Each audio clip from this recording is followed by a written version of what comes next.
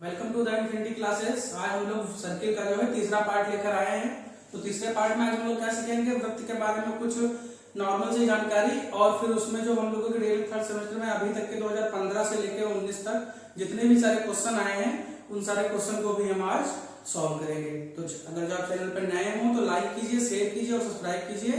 तो चलिए शुरू करते हैं आज का चैप्टर हमारा सर्किल।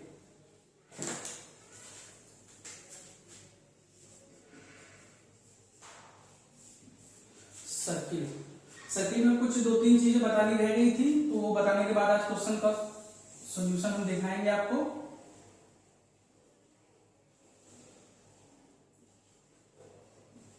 ये सर्किल है, इसका सेंटर क्या है, ओ है, और ये इसकी रेडियस है। तो सबसे पहले एरिया देखेंगे आज हम, एरिया या क्षेत्रफल। क्षेत्रफल क्या होता है सर्किल का, पाई आर स्क्वायर, और जहां पे पाई की वैल्यू होती है दे रखी होगी 22/7 या फिर 3.14 पाई की वैल्यू होगी ये। और उसके बाद आता है आपका परिधि, सर्कमफेरेंस,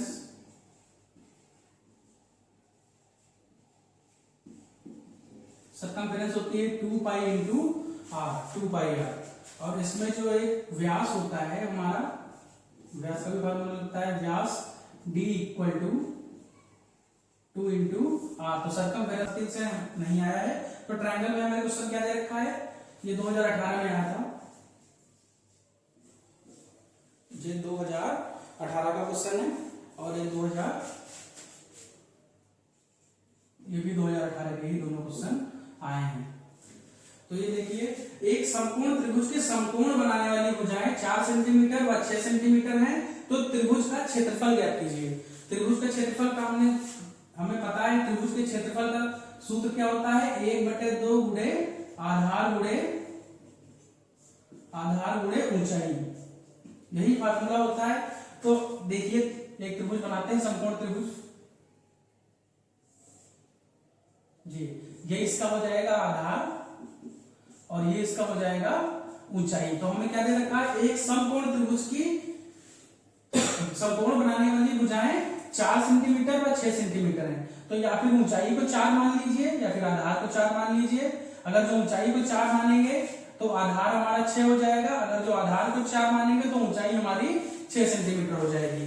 तो हमसे कहा है कि भुजाएं दे रखी हो, त्रिभुज का क्षेत्रफल में निकालना है। तो इसमें फार्मूले में सीधे सीधे हम रख देंगे 1/2 आधार, अगर जो 4 माना है तो ऊंचाई कितनी हो जाएगी, 6 हो जाएगी। तो इसे सॉल्व कर लेंगे तो आंसर हमारा कितना आ जाएगा, 12 वर्ग सेंटीमीटर या फिर 12 सेंटीमीटर स्क्वायर, यही आपका आंसर हो जाएगा।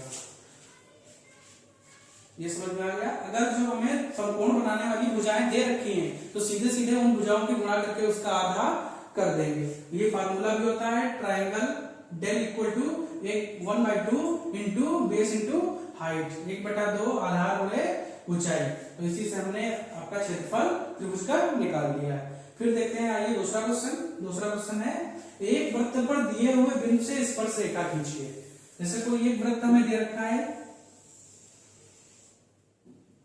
ये सेंटर वो है इसका, इस पर ये P दे रखा है और हमसे कहा है कि इस बिंदु पर एक स्पर्श रेखा खींचिए। सबसे पहले हम क्या करेंगे, उस वृत्त के सेंटर से उस बिंदु को हम मिला देंगे, फिर यहां से 90 डिग्री का कोण बनाएंगे ऐसे, और इसको सीधे ले जाती हुई रेखा ऐसे खींच देंगे। ये हमारी हो गई स्पर्श रेखा। यहाँ पे 90 डिग्री का क्यों हमने बताया, हमने जब आपको स्पर्श रेखा पढ़ाया था पिछले वीडियो में, तो उसमें बताया था कि इस केंद्र से अगर जो स्पर्श रेखा पर स्पर्श बिंदु को हम मिला देते हैं तो स्पर्श रेखा और केंद्र के मध्य 90 डिग्री का कोण बनता है और ये लंब हो जाता है। ये कितना होता है, 90 डिग्री हो जाता है। ये भी 90 डिग्री होगा और ये भी 90 डिग्री होगा। इस तरीके से देखिए, दो क्वेश्चन हमारे लग गए 2018 2019 के आए हुए क्वेश्चन है। ये 2019 में भी आया था, रिपीटेड क्वेश्चन है। भुजाएं चेंज कर देगा, बाकी आपसे पूछता रहेगा। तो आप ये वाला इस तरीके से क्वेश्चन लगा लेंगे, ये नोट कर लीजिए, फिर आगे क्वेश्चन बताते हैं आपको।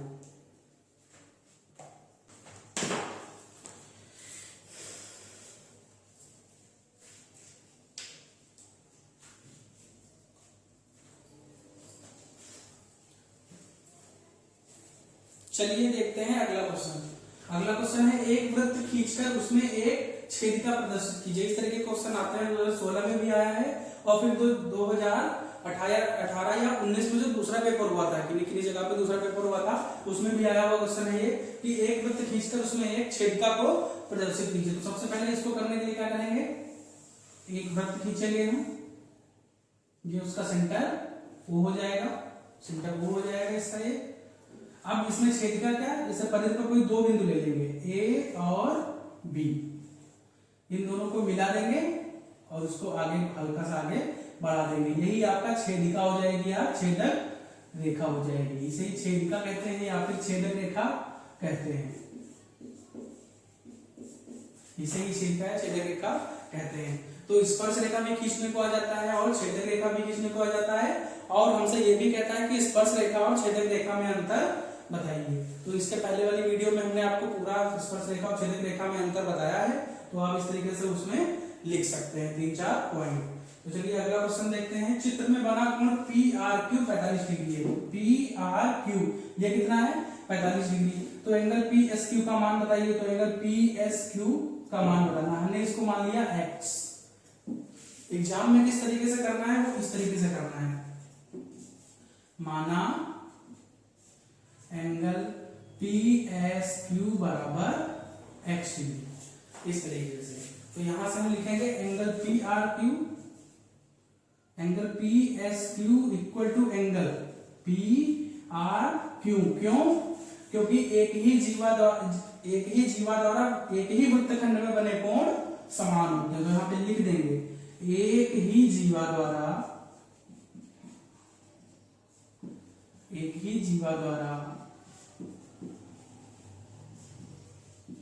ही वृत्तखंड में बने कोण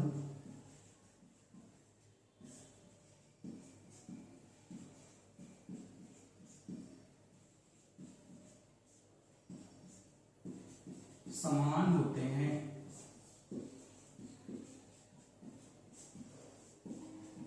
ब्रैकेट बंद कर देंगे, फिर यहां से लिख लेंगे x इक्वल टू, ये कितना दे रखा है, यहां पे लिख देंगे, यहां पे ये भी लिख देंगे angle PRQ equal to 45 degree, bracket में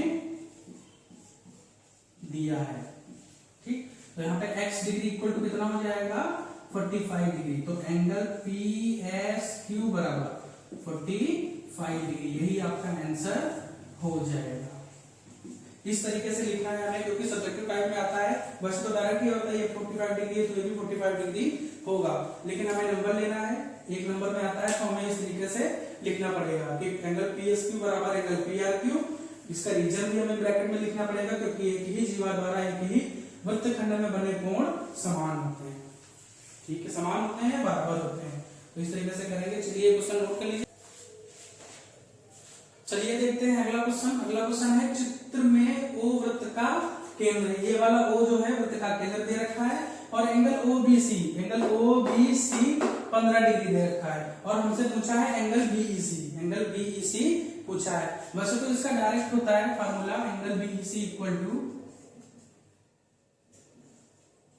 180 माइनस एंगल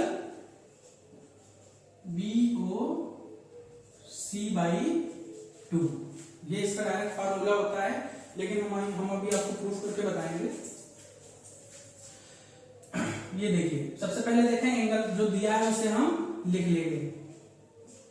सबसे पहले एंगल BOC बराबर 15 डिग्री, ये क्या है हमारा दिया है, ठीक है।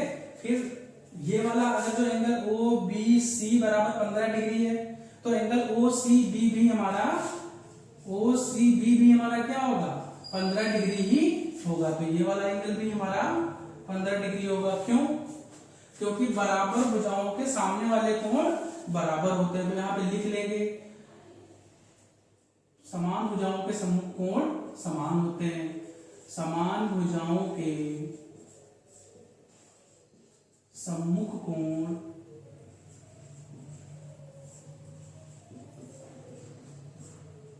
समान होते हैं।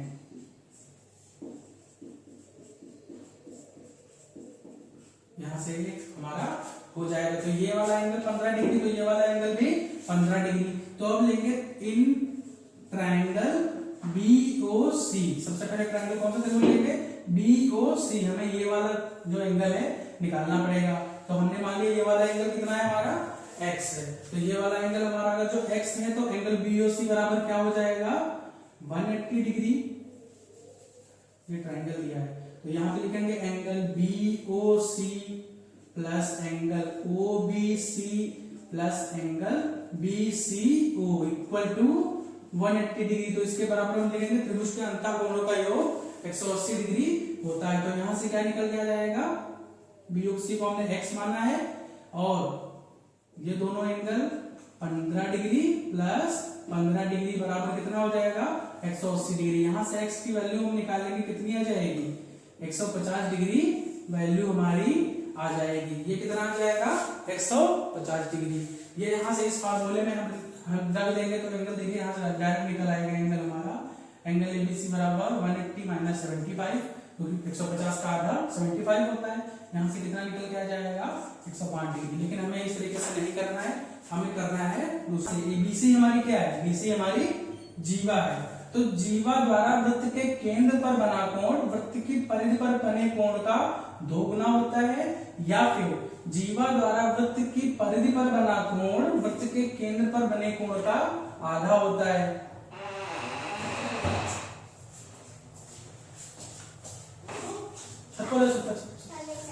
छत पर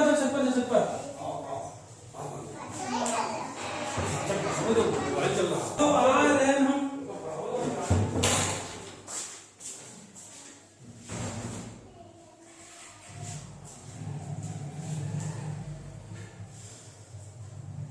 तो हमारा ये जो केंद्र पर बना कोण BOC बराबर 150 डिग्री आ गया है। अब इसके आगे देखिए ये जीवा है, BC क्या है, वृत्त की जीवा। तो वृत्त की जीवा द्वारा केंद्र पर कितना डिग्री का कोण बनना है, 75 डिग्री। तो इसी जीवा द्वारा वृत्त की परिधि पर बना कोण कितना हो जाएगा, एंगल BAC बराबर x/2, या फिर इसे इस तरीके से लिख सकते हैं एंगल BOC/2। यहाँ पे हमें क्या लिखना होगा, यहाँ पे लिखना होगा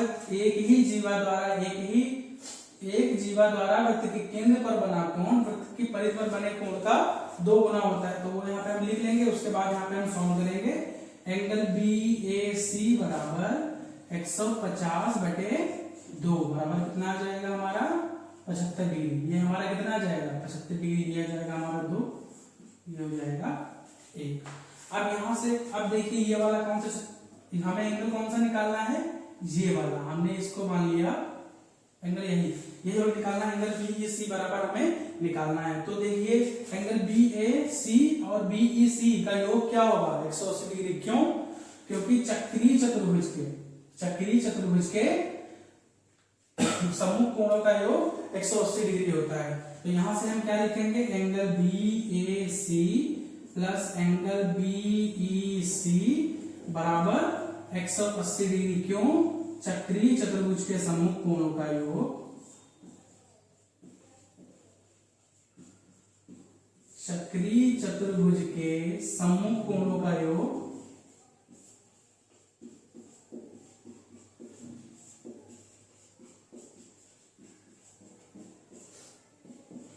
180 डिग्री होता है। तो यहां से निकालेंगे हम 75 degree. Angle BAC plus 75 degree equal to 180। यहां से एंगल BE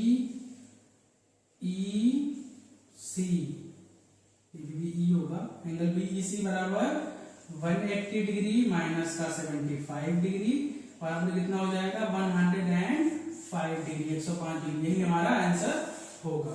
तो यहाँ पे हमें क्या लिखना है, वृत्त की जीवा द्वारा वृत्त के केंद्र पर बना कोण वृत्त की परिधि पर बने कोण का 2 गुना होता है, या फिर दो तरीके से कह सकते हैं। दूसरा तरीका इसका, एक जीवा द्वारा वृत्त की परिधि पर बना कोण वृत्त के केंद्र पर बने कोण का आधा होता है। हम दोनों तरीके से लिख सकते हैं। इस तरीके से हमें ये वाला क्वेश्चन सॉल्व करना है। आप ये वाला क्वेश्चन सॉल्व कर लीजिए, उसके बाद अभी चलते हैं, आप नेक्स्ट क्वेश्चन लगाते हैं आप अपना।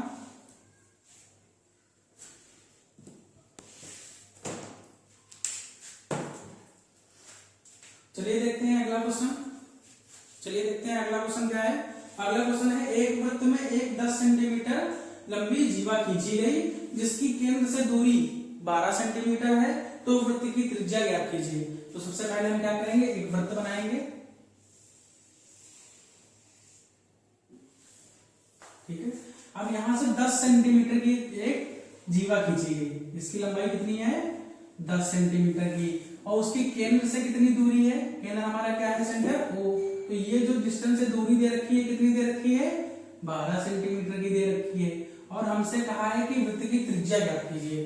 त्रिज्या मतलब रेडियस को हमें निकालना है। तो सबसे पहले हम क्या करेंगे, इसको लिख लेते हैं ए बी और इसको इस पॉइंट को मान लेते हैं एम। ठीक है, अब ओ ए को मिला देंगे, यहां पे लिखेंगे ओ ए को मिलाने पर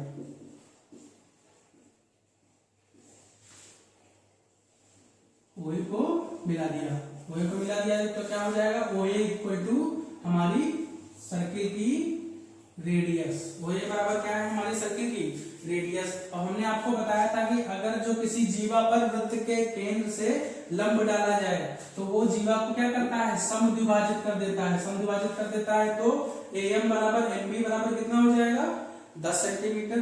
AM प्लस MB बराबर 10 सेंटीमीटर है, और AM और MB बराबर है तो AM कितना हो जाएगा आपका 5 सेंटीमीटर हो जाएगा। कितना हो जाएगा 5 सेंटीमीटर हो जाएगा। तो इसको ऐसे लिखेंगे हम पहले, AM बराबर MB, क्यों, वृत्त के केंद्र से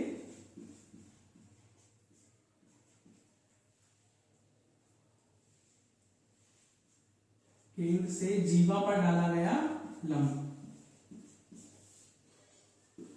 जीवा पर डाला गया लंब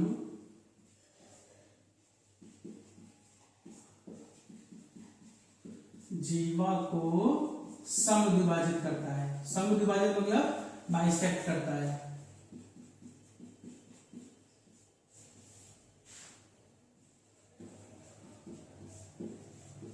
वृत्त के केंद्र से जीवा पर डाला गया लंब जीवा को समद्विभाजित करता है। तो AM बराबर MB हो जाएगा। तो यहां से AM बराबर हमें क्या निकल के आ जाएगा 10/2 बराबर 5 सेंटीमीटर। ये हमारा कितना निकल के आ जाएगा 5 सेंटीमीटर। अब ध्यान से देखिए हमारा ये क्या बन गया AMO, ये हमारा बन गया ट्रायंगल। तो लिखेंगे ट्रायंगल AMO में, ट्रायंगल AMO में क्या हो जाएगा पाइथागोरस प्रमेय लगा देंगे। तो यहाँ पे लिखेंगे हम AO square equal to AM square plus OM square, यही होता है। कर्ण का स्क्वायर बराबर आधार का स्क्वायर प्लस ऊंचाई का स्क्वायर। ठीक है, तो ये यहां से सॉल्व कर लेंगे हम, कितना निकल के आ जाएगा 5 का स्क्वायर प्लस 12 का स्क्वायर, ये होता है 25, ये होगा 144, हो जाएगा 169, और एक इसका स्क्वायर होता है 13 का। तो हमारी रेडियस कितनी निकल के आ जाएगी 13। तो रेडियस इक्वल टू वृत्त की त्रिज्या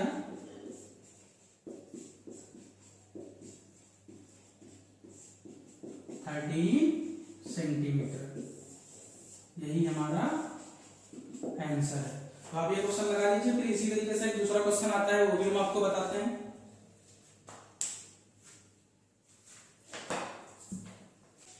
चलिए देखते हैं नेक्स्ट क्वेश्चन। नेक्स्ट क्वेश्चन क्या कह रहा है हमारा, किसी वृत्त के केंद्र से 5 सेंटीमीटर की दूरी पर स्थित जीवा की लंबाई 24 सेंटीमीटर है।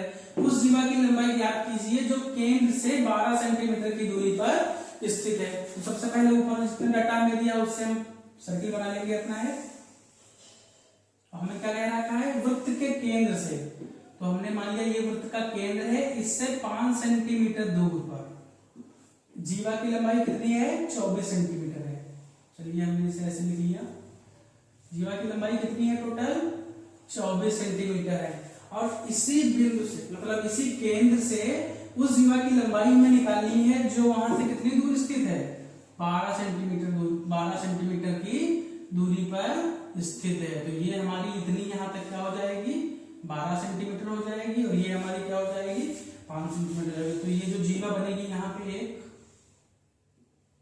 इस जीवा की लंबाई हमें निकालनी है, इस जीवा की लंबाई हमें निकालनी है। तो सबसे पहले हम क्या करेंगे, इसको मिला देंगे, इसको लिख दिया हमने ए बी एम, और इसको हमने लिख दिया सी डी और एन। ठीक, ये वाला पॉइंट एन है हमारा, ये वाला पॉइंट एन है। तो ये वाला देखिए पहला वाला ही क्वेश्चन हमारा बन गया है। ये कितनी, ये जीवा टोटल कितनी है 24 सेंटीमीटर की। जब केंद्र से इस पर लंब डालेंगे तो इसको 2 बराबर भागों में बांट देगी। तो ये वाला कितना हो जाएगा आपका 12, और ये वाला भी आपका कितना हो जाएगा 12, और ये हमारी क्या हो जाएगी रेडियस इस सर्किल की। और इसको भी अगर जो हम ऐसे मिला दें ओ से सी को, ये भी हमारी क्या हो जाएगी रेडियस, ये भी वृत्त की हमारी त्रिज्या है। तो यहां से सबसे पहले देखेंगे, लिखेंगे ए एम बराबर एम बी, फिर वही डालेंगे वृत्त के केंद्र से डाला गया लंब जीवा को समद्विभाजित करता है। तो ए एम बराबर एम बी बराबर क्या हो जाएगा, ए एम बराबर कितना निकल आएगा हमारा 12 सेंटीमीटर। पहला वाला ही क्वेश्चन है सेम, यहां से हम इसकी रेडियस निकालेंगे। तो रेडियस बिल्कुल पहला वाला ही क्वेश्चन है, 12 का स्क्वायर प्लस 5 का स्क्वायर इक्वल टू रेडियस का स्क्वायर, पाइथागोरस थ्योरम लगेगी। तो पाइथागोरस थ्योरम लगाने के बाद यहाँ पे हमारी रेडियस कितनी निकल के आ जाएगी सर्किल की, इस सर्किल की रेडियस हमारी 13 सेंटीमीटर निकल के आ जाएगी। लास्ट वाला ही क्वेश्चन है। उसके आगे हमसे क्या कहा है कि उस जीवा की लंबाई ज्ञात कीजिए जो केंद्र से 12 सेंटीमीटर की दूरी पर स्थित है। तो केंद्र से कितने सेंटीमीटर की दूरी पर स्थित है 12 सेंटीमीटर की, और ये हमने मान लिया है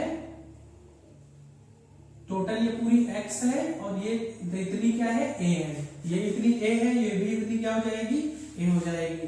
तो हमने मान लिया C D equal to C N plus N D. ठीक है, ये फॉर्मूला, ये पहला बन जाएगा हमारा। तो अब यहाँ पे देखिए ट्रायंगल बनना है ओ सी और एन, तो लिखेंगे in triangle O C N. ठीक है, बाई पाइथागोरस प्रमेय से। तो यहाँ पे क्या हो जाएगा O C square equal to O N square plus N C square, कितना हो जाएगा एन सी स्क्वायर। तो एन सी स्क्वायर तो हमें निकालना है, एन सी बराबर हमने क्या माना है, एन सी बराबर हमने ए माना है। तो यहाँ पे ओसी बराबर हमें कितना दे रखा है 13 का स्क्वायर, हमने निकाला है रेडियस। ओ एन कितना दे रखा है 12 का स्क्वायर प्लस ये कितना दे रखा है एनसी को हम एनसी स्क्वायर ही लिखेंगे।